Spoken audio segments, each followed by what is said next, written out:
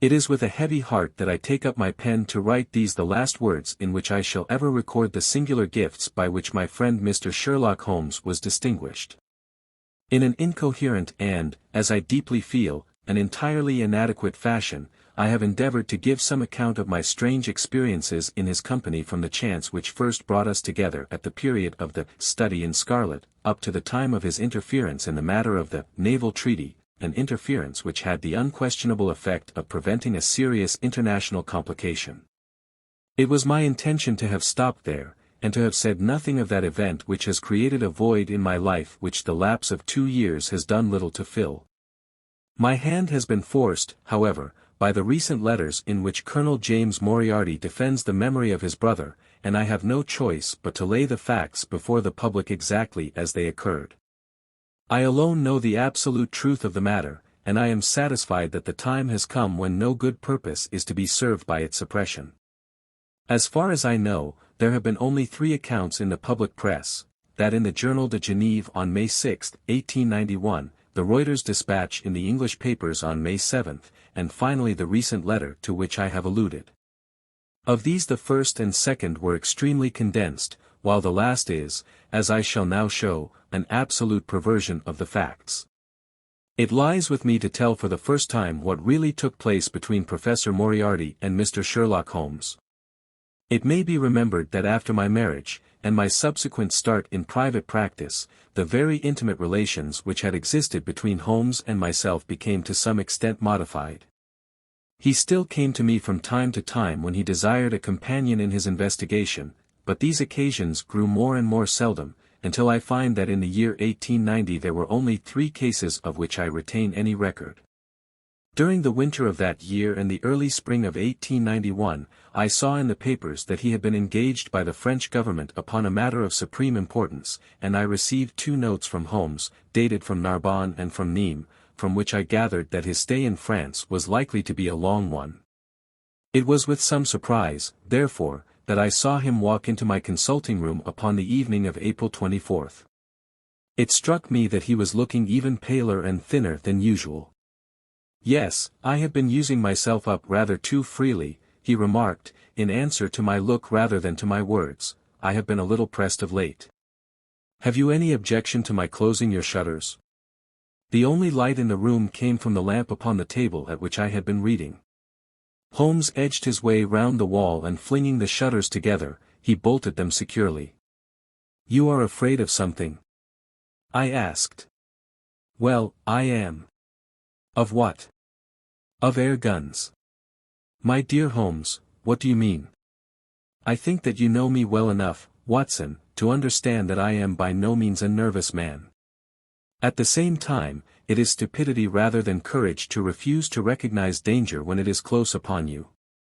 Might I trouble you for a match?"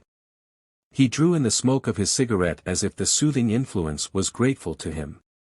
"I must apologize for calling so late," said he, "and I must further beg you to be so unconventional as to allow me to leave your house presently by scrambling over your back garden wall." "But what does it all mean?" I asked.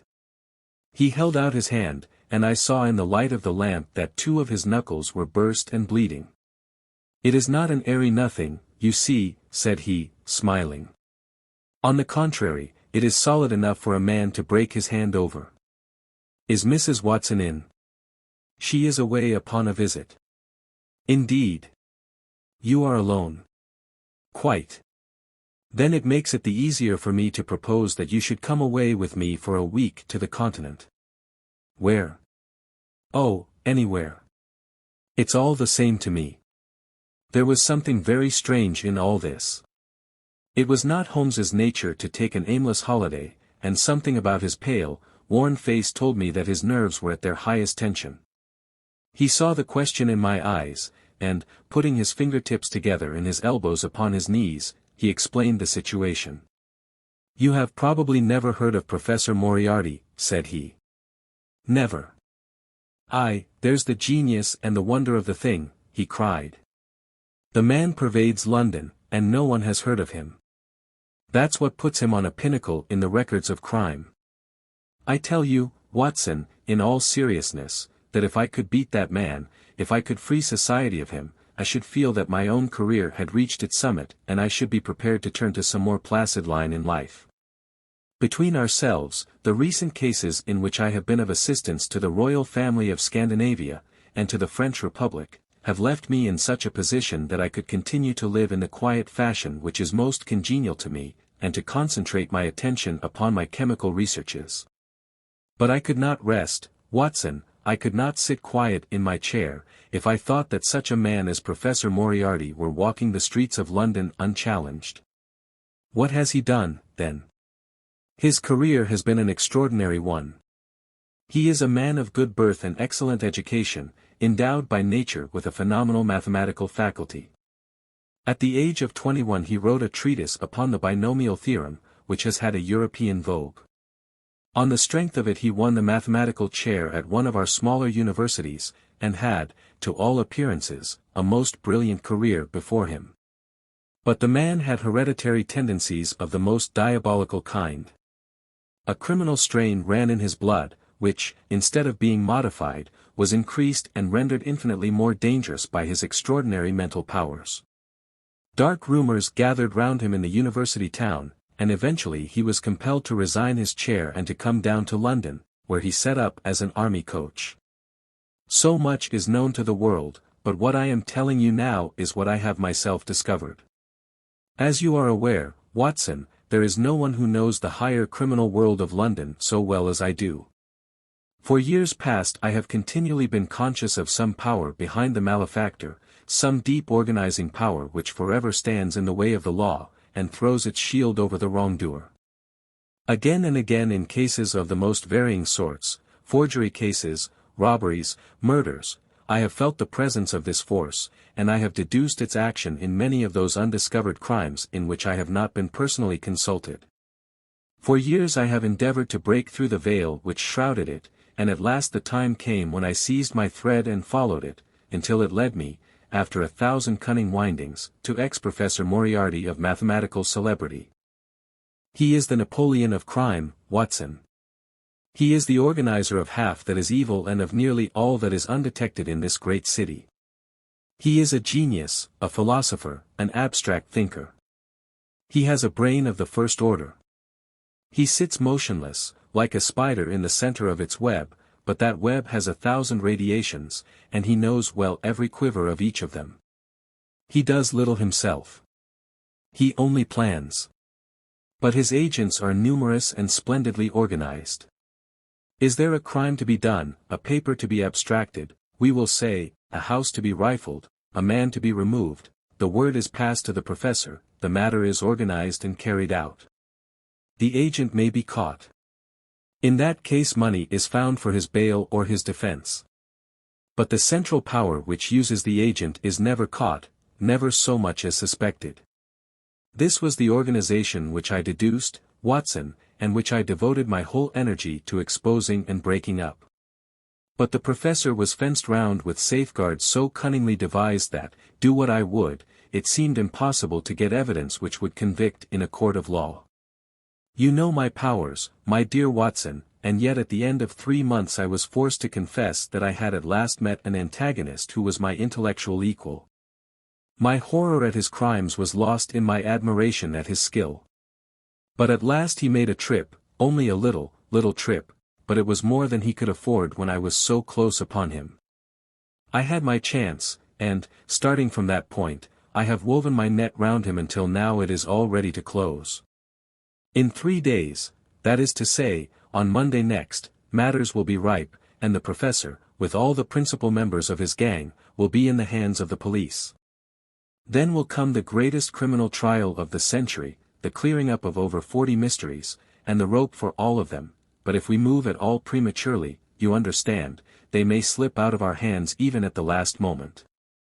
Now, if I could have done this without the knowledge of Professor Moriarty, all would have been well. But he was too wily for that. He saw every step which I took to draw my toils round him. Again and again he strove to break away, but I as often headed him off. I tell you, my friend, that if a detailed account of that silent contest could be written, it would take its place as the most brilliant bit of thrust and parry work in the history of detection.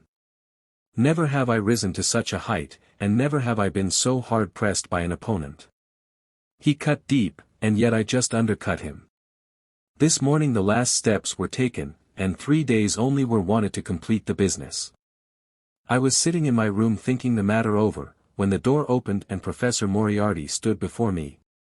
My nerves are fairly proof, Watson, but I must confess to a start when I saw the very man who had been so much in my thoughts standing there on my threshold. His appearance was quite familiar to me. He is extremely tall and thin, his forehead domes out in a white curve, and his 2 eyes are deeply sunken in his head. He is clean-shaven, pale, and ascetic-looking, retaining something of the professor in his features. His shoulders are rounded from much study, and his face protrudes forward, and is forever slowly oscillating from side to side in a curiously reptilian fashion. He peered at me with great curiosity in his puckered eyes.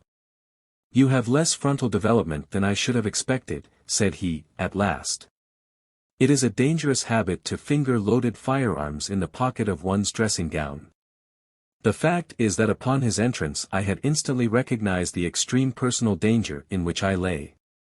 The only conceivable escape for him lay in silencing my tongue. In an instant I had slipped the revolver from the drawer into my pocket, and was covering him through the cloth.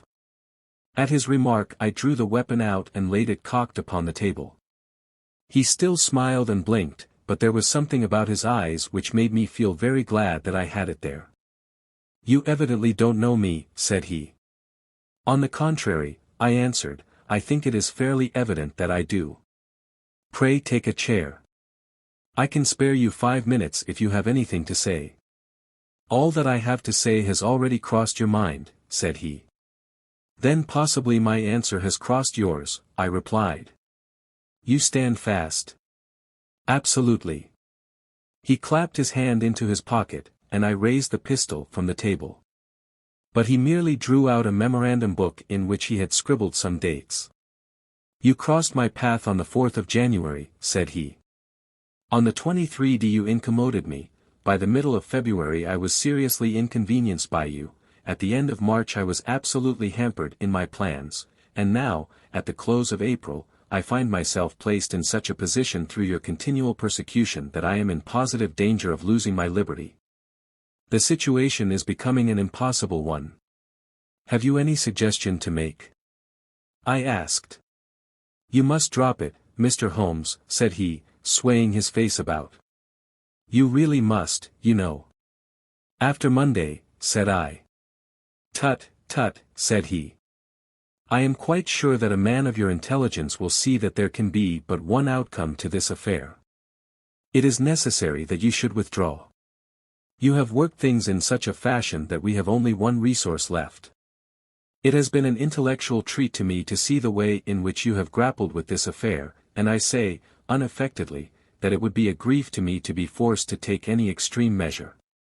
You smile, sir, but I assure you that it really would." "Danger is part of my trade," I remarked. "That is not danger," said he. "It is inevitable destruction. You stand in the way not merely of an individual, but of a mighty organization, the full extent of which you, with all your cleverness, have been unable to realize. You must stand clear, Mr. Holmes, or be trodden under foot." "I am afraid," said I, rising, "that in the pleasure of this conversation I am neglecting business of importance which awaits me elsewhere." He rose also and looked at me in silence, shaking his head sadly. "Well, well," said he, at last. "It seems a pity, but I have done what I could. I know every move of your game. You can do nothing before Monday. It has been a duel between you and me, Mr. Holmes. You hope to place me in the dock. I tell you that I will never stand in the dock. You hope to beat me. I tell you that you will never beat me. If you are clever enough to bring destruction upon me, rest assured that I shall do as much to you. You have paid me several compliments, Mr. Moriarty," said I. "Let me pay you one in return when I say that if I were assured of the former eventuality I would, in the interests of the public, cheerfully accept the latter." "I can promise you the one, but not the other," he snarled, and so turned his rounded back upon me, and went peering and blinking out of the room. That was my singular interview with Professor Moriarty. I confess that it left an unpleasant effect upon my mind. His soft, precise fashion of speech leaves a conviction of sincerity which a mere bully could not produce. Of course, you will say, why not take police precautions against him? The reason is that I am well convinced that it is from his agents the blow will fall. I have the best proofs that it would be so. You have already been assaulted? My dear Watson, Professor Moriarty is not a man who lets the grass grow under his feet. I went out about midday to transact some business in Oxford Street. As I passed the corner which leads from Bentinck Street on to the Welbeck Street crossing, a two-horse van furiously driven whizzed round and was on me like a flash. I sprang for the footpath and saved myself by the fraction of a second. The van dashed round by Marrowbone Lane and was gone in an instant. I kept to the pavement after that, Watson, but as I walked down Vere Street a brick came down from the roof of one of the houses, and was shattered to fragments at my feet. I called the police and had the place examined. There were slates and bricks piled up on the roof preparatory to some repairs, and they would have me believe that the wind had toppled over one of these. Of course I knew better, but I could prove nothing. I took a cab after that and reached my brother's rooms in Pall Mall, where I spent the day. Now I have come round to you, and on my way I was attacked by a rough with a bludgeon. I knocked him down, and the police have him in custody, but I can tell you with the most absolute confidence that no possible connection will ever be traced between the gentleman upon whose front teeth I have barked my knuckles and the retiring mathematical coach, who is, I dare say, working out problems upon a blackboard 10 miles away. You will not wonder, Watson, that my first act on entering your rooms was to close your shutters, and that I have been compelled to ask your permission to leave the house by some less conspicuous exit than the front door. I had often admired my friend's courage, but never more than now, as he sat quietly checking off a series of incidents which must have combined to make up a day of horror. You will spend the night here? I said. No, my friend, you might find me a dangerous guest. I have my plans laid, and all will be well. Matters have gone so far now that they can move without my help as far as the arrest goes, though my presence is necessary for a conviction. It is obvious, therefore, that I cannot do better than get away for the few days which remain before the police are at liberty to act. It would be a great pleasure to me, therefore, if you could come on to the Continent with me. The practice is quiet, said I, and I have an accommodating neighbor. I should be glad to come. And to start tomorrow morning? If necessary. Oh yes, it is most necessary. Then these are your instructions, and I beg, my dear Watson, that you will obey them to the letter, for you are now playing a double-handed game with me against the cleverest rogue and the most powerful syndicate of criminals in Europe. Now listen. You will dispatch whatever luggage you intend to take by a trusty messenger unaddressed to Victoria tonight. In the morning you will send for a hansom, desiring your man to take neither the first nor the second which may present itself. Into this hansom you will jump, and you will drive to the Strand end of the Lowther Arcade, handing the address to the cabman upon a slip of paper, with a request that he will not throw it away.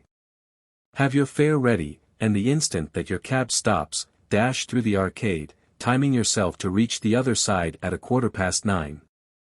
You will find a small brougham waiting close to the curb, driven by a fellow with a heavy black cloak tipped at the collar with red. Into this you will step, and you will reach Victoria in time for the Continental Express. Where shall I meet you? At the station. The second first-class carriage from the front will be reserved for us. The carriage is our rendezvous, then? Yes. It was in vain that I asked Holmes to remain for the evening. It was evident to me that he thought he might bring trouble to the roof he was under, and that was the motive which impelled him to go. With a few hurried words as to our plans for the morrow he rose and came out with me into the garden, clambering over the wall which leads into Mortimer Street, and immediately whistling for a hansom, in which I heard him drive away. In the morning I obeyed Holmes's injunctions to the letter. A hansom was procured with such precaution as would prevent its being one which was placed ready for us, and I drove immediately after breakfast to the Lowther Arcade, through which I hurried at the top of my speed. A brougham was waiting with a very massive driver wrapped in a dark cloak, who, the instant that I had stepped in, whipped up the horse and rattled off to Victoria Station. On my alighting there he turned the carriage, and dashed away again without so much as a look in my direction. So far all had gone admirably. My luggage was waiting for me, and I had no difficulty in finding the carriage which Holmes had indicated, the less so as it was the only one in the train which was marked, engaged. My only source of anxiety now was the non-appearance of Holmes. The station clock marked only 7 minutes from the time when we were due to start. In vain I searched among the groups of travelers and leave-takers for the lithe figure of my friend. There was no sign of him. I spent a few minutes in assisting a venerable Italian priest, who was endeavoring to make a porter understand, in his broken English, that his luggage was to be booked through to Paris. Then, having taken another look round, I returned to my carriage, where I found that the porter, in spite of the ticket, had given me my decrepit Italian friend as a traveling companion. It was useless for me to explain to him that his presence was an intrusion, for my Italian was even more limited than his English, so I shrugged my shoulders resignedly, and continued to look out anxiously for my friend. A chill of fear had come over me, as I thought that his absence might mean that some blow had fallen during the night. Already the doors had all been shut and the whistle blown, when— "My dear Watson," said a voice, "you have not even condescended to say good morning." I turned in uncontrollable astonishment. The aged ecclesiastic had turned his face towards me. For an instant the wrinkles were smoothed away, the nose drew away from the chin, the lower lip ceased to protrude and the mouth to mumble, the dull eyes regained their fire, the drooping figure expanded. The next the whole frame collapsed again, and Holmes had gone as quickly as he had come. "Good heavens!" I cried, "how you startled me!" "Every precaution is still necessary," he whispered. "I have reason to think that they are hot upon our trail. Ah, there is Moriarty himself." The train had already begun to move as Holmes spoke. Glancing back, I saw a tall man pushing his way furiously through the crowd, and waving his hand as if he desired to have the train stopped. It was too late, however, for we were rapidly gathering momentum, and an instant later had shot clear of the station. "With all our precautions, you see that we have cut it rather fine," said Holmes, laughing. He rose, and throwing off the black cassock and hat which had formed his disguise, he packed them away in a handbag. "Have you seen the morning paper, Watson?" "No." "You haven't seen about Baker Street, then?" "Baker Street? They set fire to our rooms last night. No great harm was done." "Good heavens, Holmes! This is intolerable. They must have lost my track completely after their bludgeon man was arrested. Otherwise they could not have imagined that I had returned to my rooms. They have evidently taken the precaution of watching you, however, and that is what has brought Moriarty to Victoria. You could not have made any slip in coming. I did exactly what you advised." "Did you find your brougham?" "Yes, it was waiting." "Did you recognize your coachman?" "No. It was my brother Mycroft. It is an advantage to get about in such a case without taking a mercenary into your confidence. But we must plan what we are to do about Moriarty now. As this is an express, and as the boat runs in connection with it, I should think we have shaken him off very effectively. My dear Watson, you evidently did not realize my meaning when I said that this man may be taken as being quite on the same intellectual plane as myself. You do not imagine that if I were the pursuer I should allow myself to be baffled by so slight an obstacle. Why, then, should you think so meanly of him? What will he do? What I should do? What would you do, then? Engage a special. But it must be late. By no means. This train stops at Canterbury, and there is always at least a quarter of an hour's delay at the boat. He will catch us there. One would think that we were the criminals. Let us have him arrested on his arrival. It would be to ruin the work of 3 months. We should get the big fish, but the smaller would dart right and left out of the net. On Monday we should have them all. No, an arrest is inadmissible. What then? We shall get out at Canterbury. And then? Well, then we must make a cross-country journey to Newhaven, and so over to Dieppe. Moriarty will again do what I should do. He will get on to Paris, mark down our luggage, and wait for 2 days at the depot. In the meantime we shall treat ourselves to a couple of carpet-bags, encourage the manufactures of the countries through which we travel, and make our way at our leisure into Switzerland, via Luxembourg and Bâle. At Canterbury, therefore, we alighted, only to find that we should have to wait an hour before we could get a train to Newhaven. I was still looking rather ruefully after the rapidly disappearing luggage van which contained my wardrobe, when Holmes pulled my sleeve and pointed up the line. "Already, you see," said he. Far away, from among the Kentish woods there rose a thin spray of smoke.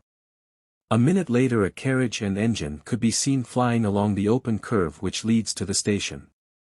We had hardly time to take our place behind a pile of luggage and it passed with a rattle and a roar, beating a blast of hot air into our faces. "There he goes," said Holmes, as we watched the carriage swing and rock over the points. "There are limits, you see, to our friend's intelligence. It would have been a coup de maître had he deduced what I would deduce and acted accordingly. And what would he have done had he overtaken us? There cannot be the least doubt that he would have made a murderous attack upon me. It is, however, a game at which two may play. The question now is whether we should take a premature lunch here, or run our chance of starving before we reach the buffet at Newhaven. We made our way to Brussels that night and spent 2 days there, moving on upon the third day as far as Strasbourg. On the Monday morning Holmes had telegraphed to the London police, and in the evening we found a reply waiting for us at our hotel. Holmes tore it open, and then with a bitter curse hurled it into the grate. "I might have known it," he groaned. "He has escaped. Moriarty. They have secured the whole gang with the exception of him. He has given them the slip. Of course, when I had left the country there was no one to cope with him. But I did think that I had put the game in their hands. I think that you had better return to England, Watson." "Why?" "Because you will find me a dangerous companion now. This man's occupation is gone. He is lost if he returns to London. If I read his character right he will devote his whole energies to revenging himself upon me. He said as much in our short interview, and I fancy that he meant it. I should certainly recommend you to return to your practice." It was hardly an appeal to be successful with one who was an old campaigner as well as an old friend. We sat in the Strasbourg salle manger arguing the question for half an hour, but the same night we had resumed our journey and were well on our way to Geneva. For a charming week we wandered up the valley of the Rhône, and then, branching off at Luc, we made our way over the Gemmi Pass, still deep in snow, and so, by way of Interlaken, to Meiringen. It was a lovely trip, the dainty green of the spring below, the virgin white of the winter above, but it was clear to me that never for one instant did Holmes forget the shadow which lay across him. In the homely alpine villages or in the lonely mountain passes, I could tell by his quick glancing eyes and his sharp scrutiny of every face that passed us, that he was well convinced that, walk where we would, we could not walk ourselves clear of the danger which was dogging our footsteps. Once, I remember, as we passed over the Gemmi, and walked along the border of the melancholy Daubin Sea, a large rock which had been dislodged from the ridge upon our right clattered down and roared into the lake behind us. In an instant Holmes had raced up onto the ridge, and, standing upon a lofty pinnacle, craned his neck in every direction. It was in vain that our guide assured him that a fall of stones was a common chance in the springtime at that spot. He said nothing, but he smiled at me with the air of a man who sees the fulfillment of that which he had expected. And yet for all his watchfulness he was never depressed. On the contrary, I can never recollect having seen him in such exuberant spirits. Again and again he recurred to the fact that if he could be assured that society was freed from Professor Moriarty he would cheerfully bring his own career to a conclusion. "I think that I may go so far as to say, Watson, that I have not lived wholly in vain," he remarked. "If my record were closed tonight I could still survey it with equanimity. The air of London is the sweeter for my presence. In over 1,000 cases I am not aware that I have ever used my powers upon the wrong side. Of late I have been tempted to look into the problems furnished by nature rather than those more superficial ones for which our artificial state of society is responsible. Your memoirs will draw to an end, Watson, upon the day that I crown my career by the capture or extinction of the most dangerous and capable criminal in Europe. I shall be brief, and yet exact, in the little which remains for me to tell. It is not a subject on which I would willingly dwell, and yet I am conscious that a duty devolves upon me to omit no detail. It was on the 3d of May that we reached the little village of Meiringen, where we put up at the Englischer Hof, then kept by Peter Steiler the elder. Our landlord was an intelligent man, and spoke excellent English, having served for 3 years as waiter at the Grosvenor Hotel in London. At his advice, on the afternoon of the 4th we set off together, with the intention of crossing the hills and spending the night at the hamlet of Rosenlaui. We had strict injunctions, however, on no account to pass the falls of Reichenbach, which are about halfway up the hill, without making a small detour to see them. It is indeed a fearful place. The torrent, swollen by the melting snow, plunges into a tremendous abyss, from which the spray rolls up like the smoke from a burning house. The shaft into which the river hurls itself is an immense chasm, lined by glistening coal-black rock, and narrowing into a creaming, boiling pit of incalculable depth, which brims over and shoots the stream onward over its jagged lip. The long sweep of green water roaring forever down, and the thick flickering curtain of spray hissing forever upward, turn a man giddy with their constant whirl and clamor. We stood near the edge peering down at the gleam of the breaking water far below us against the black rocks, and listening to the half-human shout which came booming up with the spray out of the abyss. The path has been cut halfway round the fall to afford a complete view, but it ends abruptly, and the traveler has to return as he came. We had turned to do so, when we saw a Swiss lad come running along it with a letter in his hand. It bore the mark of the hotel which we had just left, and was addressed to me by the landlord. It appeared that within a very few minutes of our leaving, an English lady had arrived who was in the last stage of consumption. She had wintered at Davosplatz, and was journeying now to join her friends at Lucerne, when a sudden hemorrhage had overtaken her. It was thought that she could hardly live a few hours, but it would be a great consolation to her to see an English doctor, and, if I would only return, etc. The good Steiler assured me in a postscript that he would himself look upon my compliance as a very great favor, since the lady absolutely refused to see a Swiss physician, and he could not but feel that he was incurring a great responsibility. The appeal was one which could not be ignored. It was impossible to refuse the request of a fellow countrywoman dying in a strange land. Yet I had my scruples about leaving Holmes. It was finally agreed, however, that he should retain the young Swiss messenger with him as guide and companion while I returned to Meiringen. My friend would stay some little time at the fall, he said, and would then walk slowly over the hill to Rosenlaui, where I was to rejoin him in the evening. As I turned away I saw Holmes, with his back against a rock and his arms folded, gazing down at the rush of the waters. It was the last that I was ever destined to see of him in this world. When I was near the bottom of the descent I looked back. It was impossible, from that position, to see the fall, but I could see the curving path which winds over the shoulder of the hill and leads to it. Along this a man was, I remember, walking very rapidly. I could see his black figure clearly outlined against the green behind him. I noted him, and the energy with which he walked, but he passed from my mind again as I hurried on upon my errand. It may have been a little over an hour before I reached Meiringen. Old Steiler was standing at the porch of his hotel. "Well," said I, as I came hurrying up, "I trust that she is no worse." A look of surprise passed over his face, and at the first quiver of his eyebrows my heart turned to lead in my breast. "You did not write this?" I said, pulling the letter from my pocket. "There is no sick Englishwoman in the hotel?" "Certainly not," he cried.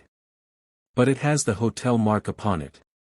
"Ha, it must have been written by that tall Englishman who came in after you had gone," he said. But I waited for none of the landlord's explanations. In a tingle of fear I was already running down the village street, and making for the path which I had so lately descended. It had taken me an hour to come down. For all my efforts 2 more had passed before I found myself at the fall of Reichenbach once more. There was Holmes's alpine-stock still leaning against the rock by which I had left him. But there was no sign of him, and it was in vain that I shouted. My only answer was my own voice reverberating in a rolling echo from the cliffs around me. It was the sight of that alpine-stock which turned me cold and sick. He had not gone to Rosenlaui, then. He had remained on that 3-foot path, with sheer wall on one side and sheer drop on the other, until his enemy had overtaken him. The young Swiss had gone too. He had probably been in the pay of Moriarty, and had left the 2 men together. And then what had happened? Who was to tell us what had happened then? I stood for a minute or 2 to collect myself, for I was dazed with the horror of the thing. Then I began to think of Holmes's own methods and to try to practice them in reading this tragedy. It was, alas, only too easy to do. During our conversation we had not gone to the end of the path, and the alpine-stock marked the place where we had stood. The blackish soil is kept forever soft by the incessant drift of spray, and a bird would leave its tread upon it. 2 lines of footmarks were clearly marked along the farther end of the path, both leading away from me. There were none returning. A few yards from the end the soil was all ploughed up into a patch of mud, and the branches and ferns which fringed the chasm were torn and bedraggled. I lay upon my face and peered over with the spray spouting up all around me. It had darkened since I left, and now I could only see here and there the glistening of moisture upon the black walls, and far away down at the end of the shaft the gleam of the broken water. I shouted, but only the same half-human cry of the fall was borne back to my ears. But it was destined that I should after all have a last word of greeting from my friend and comrade. I have said that his alpine-stock had been left leaning against a rock which jutted on to the path. From the top of this boulder the gleam of something bright caught my eye, and, raising my hand, I found that it came from the silver cigarette case which he used to carry. As I took it up a small square of paper upon which it had lain fluttered down onto the ground. Unfolding it, I found that it consisted of 3 pages torn from his notebook and addressed to me. It was characteristic of the man that the direction was precise, and the writing as firm and clear, as though it had been written in his study. My dear Watson, it said, I write these few lines through the courtesy of Mr. Moriarty, who awaits my convenience for the final discussion of those questions which lie between us. He has been giving me a sketch of the methods by which he avoided the English police and kept himself informed of our movements. They certainly confirm the very high opinion which I had formed of his abilities. I am pleased to think that I shall be able to free society from any further effects of his presence, though I fear that it is at a cost which will give pain to my friends, and especially, my dear Watson, to you. I have already explained to you, however, that my career had in any case reached its crisis, and that no possible conclusion to it could be more congenial to me than this. Indeed, if I may make a full confession to you, I was quite convinced that the letter from Meiringen was a hoax, and I allowed you to depart on that errand under the persuasion that some development of this sort would follow. Tell Inspector Patterson that the papers which he needs to convict the gang are in Pigeonhole M, done up in a blue envelope and inscribed, Moriarty. I made every disposition of my property before leaving England, and handed it to my brother Mycroft. Pray give my greetings to Mrs. Watson, and believe me to be, my dear fellow, very sincerely yours, Sherlock Holmes. A few words may suffice to tell the little that remains. An examination by experts leaves little doubt that a personal contest between the 2 men ended, as it could hardly fail to end in such a situation, in their reeling over, locked in each other's arms. Any attempt at recovering the bodies was absolutely hopeless, and there, deep down in that dreadful cauldron of swirling water and seething foam, will lie for all time the most dangerous criminal and the foremost champion of the law of their generation. The Swiss youth was never found again, and there can be no doubt that he was one of the numerous agents whom Moriarty kept in his employ. As to the gang, it will be within the memory of the public how completely the evidence which Holmes had accumulated exposed their organization, and how heavily the hand of the dead man weighed upon them.